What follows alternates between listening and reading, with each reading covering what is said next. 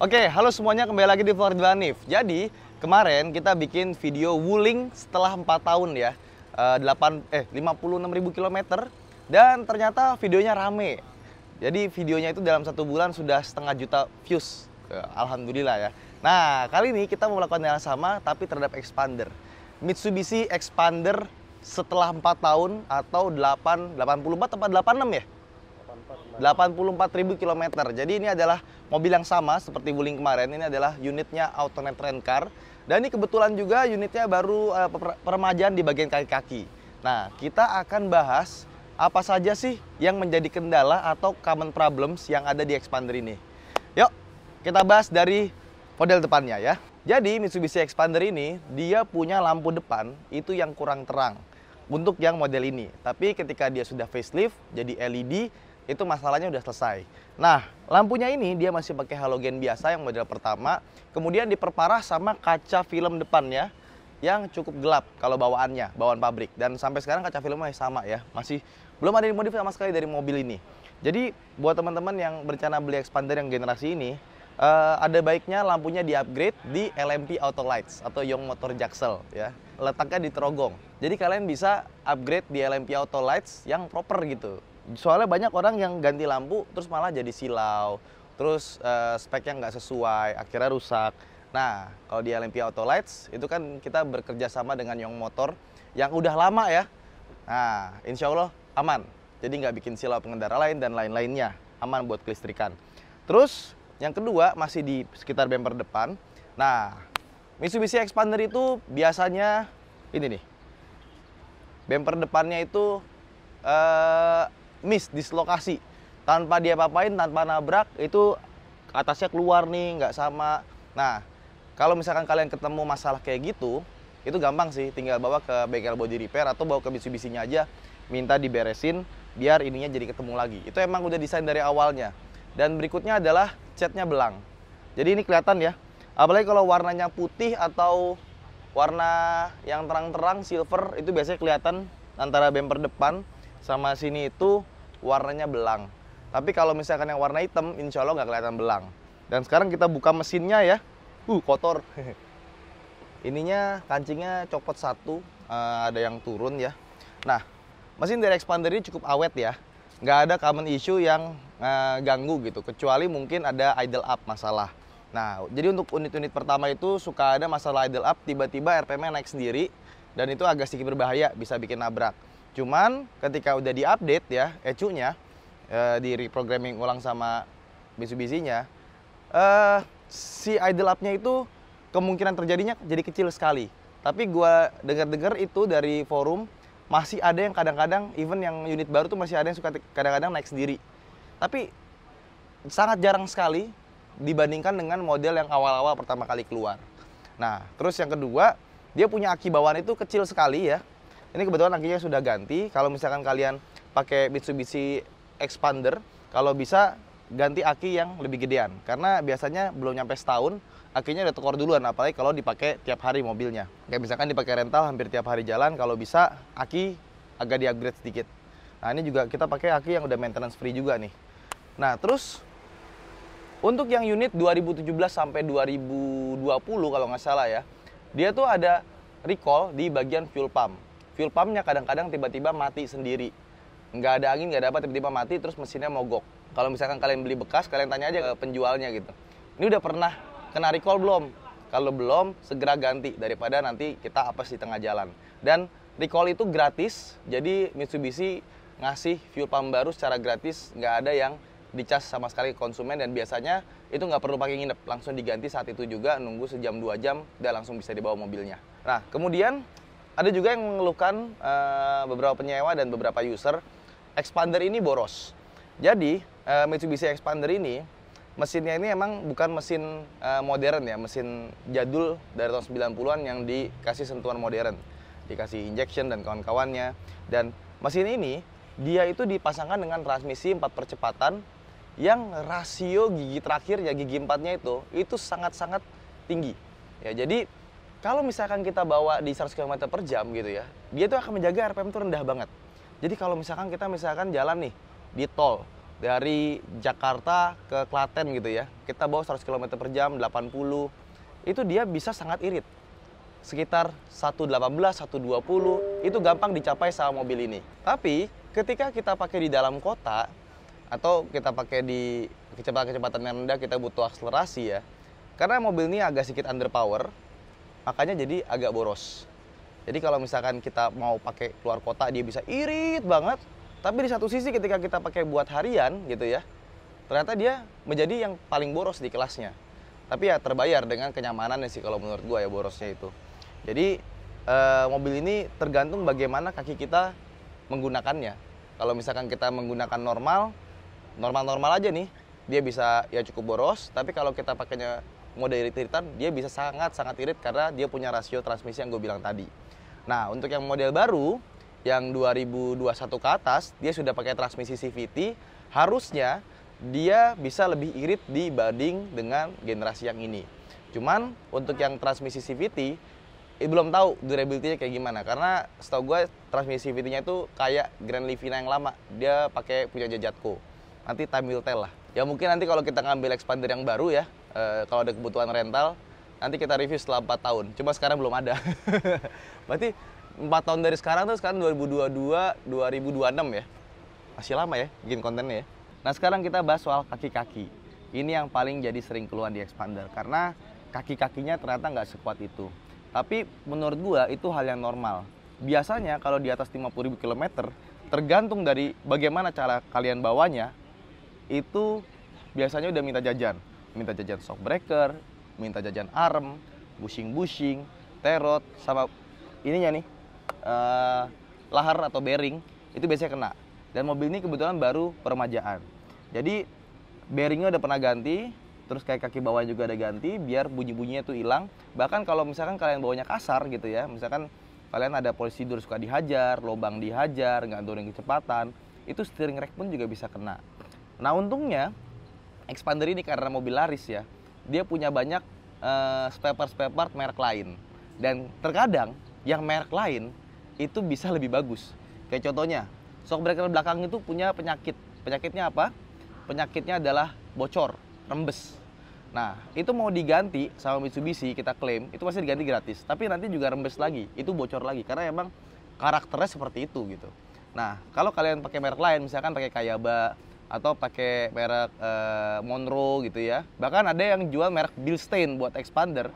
Dari testimoni yang gue baca, pakai merek lain itu malah lebih bagus, nggak bocor lagi, dan bahkan ada yang merasa bantingannya jadi lebih enak. Nah, terus tuh kayak kaki depan juga sama, banyak persamaannya, arm merek lain, steering rack merek lain, yang ini merek lain. Kalian tuh nggak ke bengkel resmi pun udah banyak pilihannya dan bisa jadi lebih awet dibandingkan dengan standarnya. Termasuk juga dengan bearing. Nah, itu dari kaki. Terus berikutnya adalah karena di FWD, ban depan itu jadi lebih gampang haus dibandingkan dengan ban belakang. Nah, saran gue kalau misalkan emang udah nggak bagus, segera diganti.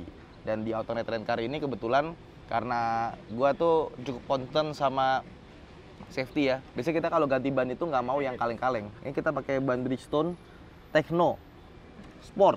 Nah, ini udah pernah ganti nih. Kalau 84.000 nggak mungkin bannya masih bagus begini. Terus rem juga di cakram depannya itu biasanya kalau 50.000 km ke atas itu udah mulai geter kalau misalkan direm di kecepatan tinggi. Nah itu gara-gara disc brake-nya bergelombang. Solusinya gampang, kalian bawa ke tukang bubut, minta disc brake depannya dibubut biar jadi rata lagi dan direm jadi enak lagi. Jadi Expander ini dia punya banyak penyakit di kaki-kaki, tapi betulinnya gampang dan kalian bisa tinggal pilih mau pakai yang ori, mau pakai yang merek lain, bukan KW ya. Lebih baik pakai merek lain dibanding pakai yang KW, dan harganya juga bisa menyesuaikan dengan kantong, jadi betulnya nggak boncos-boncos amat lah. Oke, lanjut. Kemudian spionnya ini kalau kita parkir lama di panas-panasan itu kadang-kadang abis ngelipet dia kan suka disetting pas ngelipet, pas ngunci itu dia langsung ngelipet ya. Kadang-kadang nggak bisa ngebuka. Nih ya, kita kunci dia ngelipet kan. Udah mulai bunyi kan tadi kan dengar suaranya. Kita buka lagi. Nah, suaranya kayak ini ya, kayak makhluk-makhluk Star Wars gitu ya. Nah, ini lama-lama dia akan mati dan kita mesti ganti sama motornya. Nah, ini biasanya terjadi gara-gara suka dijemur panas-panasan kayak di parkiran begini. Itu entah kenapa kalau dijemur panas-panas suka susah dan sampai rusak. Kalau rusak ya mesti diganti. Nah, terus bagian atap. Ini mobil ya kan kunci lagi kan, padahal nggak dipecat apa-apa loh.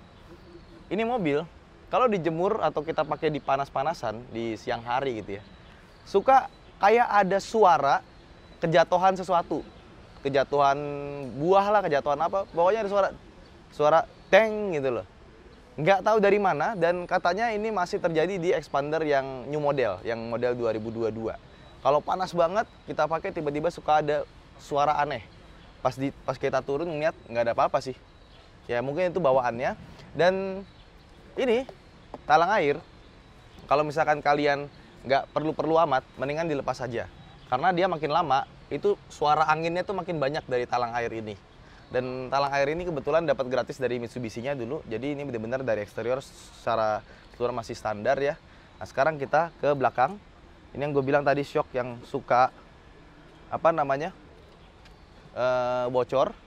Sekarang kita ke belakang nih. Oke. Abaikanlah stiker-stikernya, gue juga nggak tahu kenapa di stikerin begitu ya. Waduh, banyak barang. Nah, di belakang sini dia tuh ada papan atau board ya, yang fungsinya dia jadi penutup buat naruh barang-barang. Nah ini nih, ini bearing punya roda, sama ini cabin filter. Ini tercatat sudah ganti 2 kali. Jadi meskipun mobil rental tetap harus bagus ya. Jadi jangan sampai orang tuh mikirnya mobil rental pasti jelek nih gini-gini nih. Enggak, kita harus bikin mobil tuh benar-benar prima. Cuma ini mungkin memang belum dibersihin aja. Dibawa ke alternate care pasti langsung auto kinclong, apalagi kalau sampai di coating ya. Nah, udah cukup promosinya. Oke, nah ini nih papan ini kalau kita sering isi barang-barang berat nanti lama-lama melenyot, dan ini udah mulai kelihatan ya. Di bagian sebelah kirinya ini udah melenyot, yang kanannya melenyot dikit, sama ini ada kegesek-gesek. Apalagi kalau misalkan kalian sampai ketumpahan air. Kalau ketumpahan air ini kan dia itu bahannya kayak dari apa ya? Kayu press ya. Kalau misalkan kena air, dia akan mudah sekali lapuk dan hancur. Jadi kalau misalkan kalian beli expander atau punya expander, ini dirawat dengan baik. Atau enggak dikasih tutupan kali ya, kayak karet gitu loh. Soalnya kalau misalkan nanti rusak, ya sayang gitu. Dah, itu aja sih kalau komplain dari belakang ya. Sisanya sih nggak ada masalah sama sekali. Paling kamera mundurnya aja nih. Ini kebetulan yang tipe ultimate, kamera mundurnya tuh ya terasa sekali murahannya. Sekarang kita masuk ke dalam. Expander tuh AC-nya dingin dan jarang ada keluhan ya. Paling kalau misalkan anginnya udah nggak kencang lagi semburannya, kalian ganti cabin filter aja, dan itu hal yang sangat wajar sekali. Apalagi zaman sekarang berdebu ya, harus banget sering ganti cabin filter. Tujuannya biar udara di dalam enak dan semburan AC tetap dingin juga. Dan kalau misalkan dicopot, ada yang kadang-kadang tuh cabin filter tuh dicopot, filter AC. Nah, oh iya benar, jadi kencang, jadi kelihatannya bersih. Tapi kalau evaporator kalian kotor, jamuran, terus nanti evaporatornya bocor gitu ya, itu malah keluar lebih banyak. Mendingan ganti cabin filter aja. Nah, pertama masuk ke dalam interiornya ini. Untuk kilometer 84.000 ini sekarang udah waktunya mungkin ganti engine mounting. Tapi walaupun engine mountingnya udah rada kena, udah mulai getar, tetap masih lebih adem ya, bukan lebih adem, tetap lebih nggak bergetar lah dibandingkan dengan mobil 3 silinder kali ya. Kayak misalkan kita pakai Ayla yang lama yang Mitsubishi 3 silinder, atau mungkin Mitsubishi Mirage deh ya, tetap walaupun engine mountingnya udah nggak bagus lagi, tetap gua ngerasa ini lebih tidak bergetar sih dibandingkan dengan Mirage atau sekelasnya. Terus ini mungkin dalamnya ada sedikit modifikasi ya, khas rental mobil. Pertama ini nih, sarung jok. Sarung jok ini wajib banget kalau mobil rental, karena kan banyak yang make ya. Kalau misalkan nanti joknya kenapa-napa, ya bersihnya susah. Apalagi warnanya beige. Terus bawah tuh kita kasih karpet dasar. Jadi kalau misalkan kotor, bersihnya gampang. Terus ini dapat gratisan kemarin, endorsean Auto Project, dapat ginian sama ginian. Kebetulan di expander gua yang sport kemarin, sekarang jadi unit rental juga sih. Nah, itu udah dipasang. Jadi kita pasangnya di mobil ini. Udah sih, sisanya semuanya standar. Dan di mobil ini ya, pertama kalau misalkan kalian pakai Pajero Sport atau Expander gitu ya, yang udah pakai setir kulit, itu rasa kulitnya tuh pasti setelah dipakai tuh jadi break in. Berbeda sama waktu masih pertama. Waktu pertama tuh kayaknya halus banget segala macam. Ini malah jadi kayak kulitnya tas. Ada yang suka kayak gini dan ada yang nggak suka juga. Kalau gue sih netral-netral aja, antara suka dan nggak suka. Jadi buat gue perubahan material kulit itu nggak begitu penting sih. Yang penting dipegang itu nggak kayak yang karet.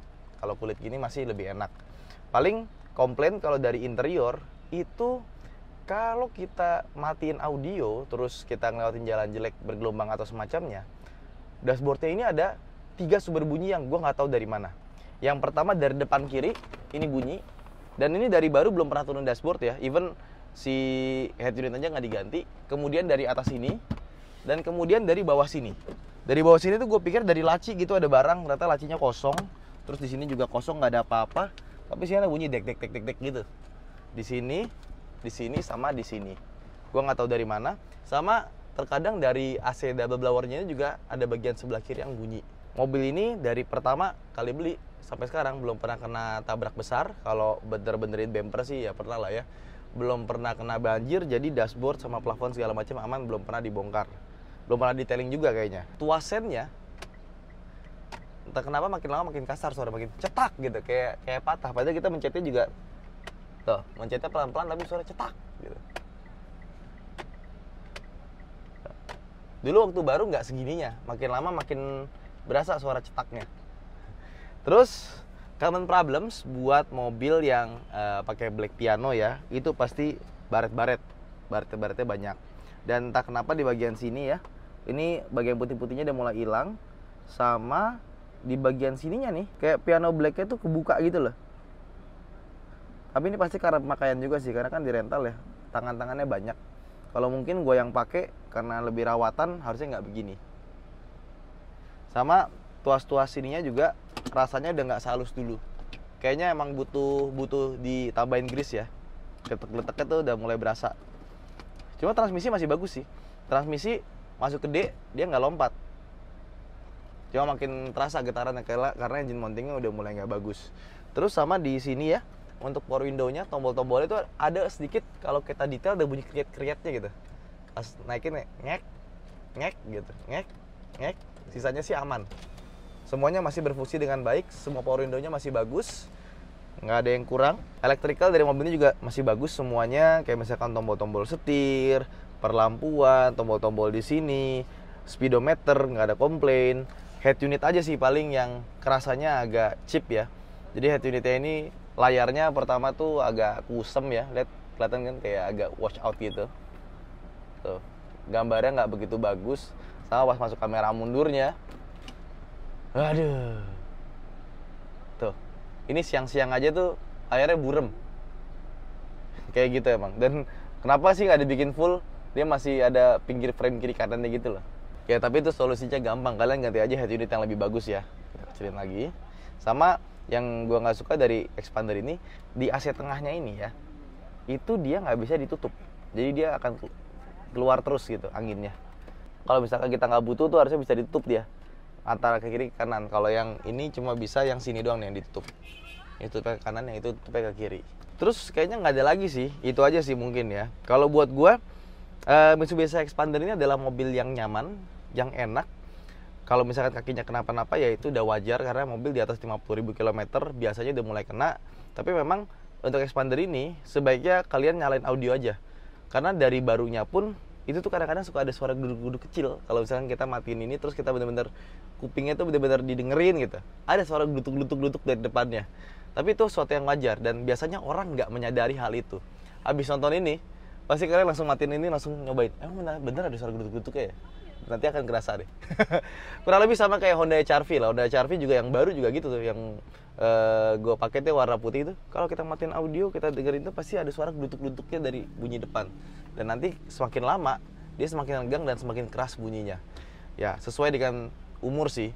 Makanya buat teman-teman yang pakai mobil, usahakan ketika melewati jalan jelek, jalan yang tidak bagus ya, selalu turunkan kecepatan.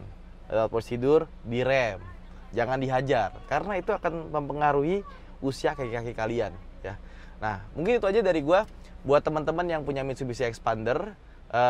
Setelah beberapa tahun, coba di komen seperti apa aja rasanya dan bagaimana permasalahannya dan bagaimana cara kalian mengatasinya. Saya Ridho Hanif, sampai jumpa di vlog berikutnya. Terima kasih telah menonton. Bye bye.